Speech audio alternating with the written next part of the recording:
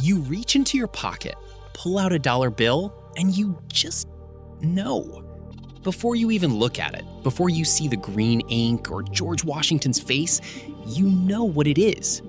Because it doesn't feel like anything else in the world. It's not like printer paper. It's not like a napkin. It's not even like the pages of a book. It's softer, a little rough, kind of textile-y, almost like worn-out fabric. That's because it is fabric.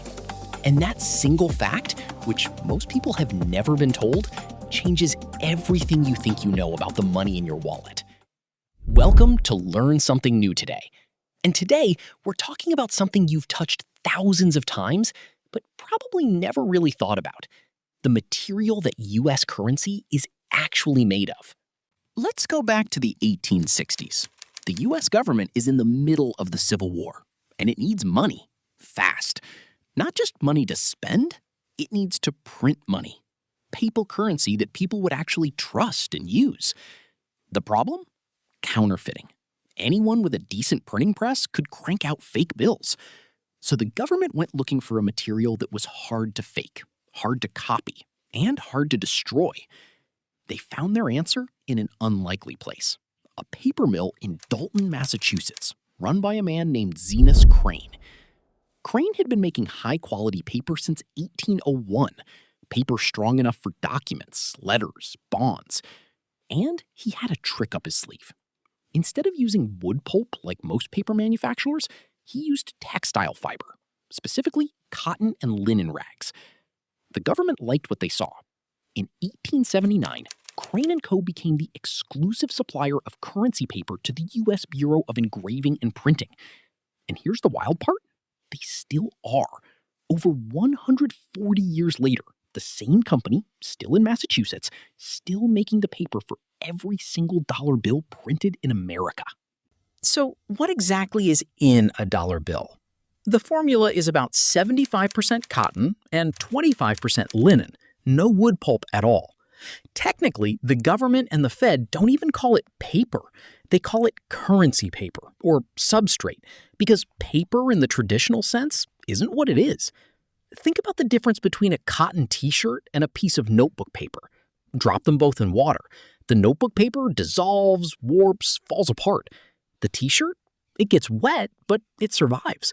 That's essentially what's happening with your dollar bill. Cotton and linen fibers are long, strong, and they interlock. They don't break down in water the way wood pulp fibers do. That's why you can accidentally run a dollar through the washing machine and pull it out looking basically fine. Try that with a receipt or even a $20 bill from most other countries, and it's gone. The texture you feel, that comes from the fiber structure. Cotton and linen have a natural roughness at the micro level, a kind of weave to them, even when they're compressed into a flat sheet. It's subtle, but your fingertips pick it up instantly. That's why cashiers and bank tellers can feel a fake bill before they even look at it. A counterfeit printed on regular paper feels dead flat. Wrong. Your hands just know. And the durability is staggering.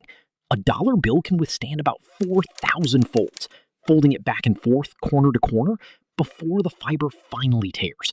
A regular sheet of paper? Maybe a few dozen folds at best. But here's what nobody tells you. The cotton-linen blend is actually the least interesting security feature in that little rectangle of fabric you're carrying around. Woven into the paper, not printed, not stamped, but literally embedded in the fibers before the bill is even printed, are tiny red and blue threads, random looking, scattered across the whole bill. You can see them if you hold a dollar up to the light. Those threads are almost impossible to replicate on a home printer or copy machine because they're not on the surface. They're inside the material. Then there's the ink. U.S. currency uses a special magnetic ink for the serial numbers, the kind ATMs and bank scanners use to verify bills by feel and signal, not just sight. The green ink used for the back of the bill has metallic properties. The color-shifting ink on the 100 of a $100 bill, the one that shifts from green to copper when you tilt it, is a proprietary formula that the government doesn't publish and that's extraordinarily expensive to reproduce. And there's a security thread, a thin plastic strip embedded in the paper itself, not on top of it, that glows a specific color under ultraviolet light. A $5 bill glows blue, a $10 glows orange, a $20 glows green, a $50 glows yellow, a $100 glows pink. Each denomination is different on purpose. The material isn't just making the bill durable, the material is the security system. Next time you've got a dollar bill in your hand, try this. Hold it up to a light. Any light, even your phone's flashlight. You'll see the security thread, that thin, embedded strip running vertically through the paper. You'll see the watermark, a faint portrait hidden in the fiber itself, visible only in transmitted light. And if you look closely at the surface, you'll spot those scattered red and blue threads woven right into the material. You've been carrying around one of the most sophisticated pieces of engineered textile in everyday use. And it's been in your wallet this whole time. The feel of money, that specific, unmistakable texture, isn't accidental. It's the result of over 150 years of deliberate design, built to be instantly recognizable to your hands, nearly impossible to fake, and tough enough to survive your laundry.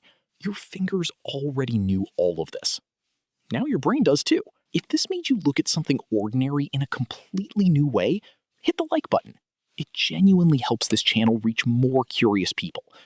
Subscribe to learn something new today for more stories like this, where we get into the surprising science and history hiding inside the everyday stuff you've never thought twice about. See you next time.